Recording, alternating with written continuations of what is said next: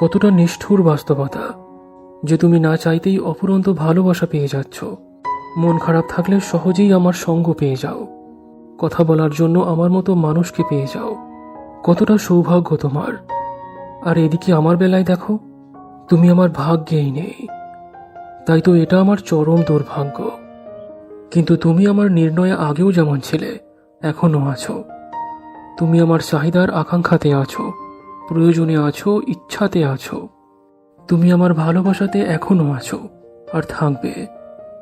পৃথিবীতে যদি 100টা কারণ থাকে আলাদা হবার, তাহলে 101টা কারণও আছে একসঙ্গে থাকার।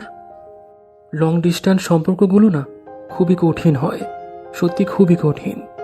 আর সবাই এর মর্মটা বোঝে না।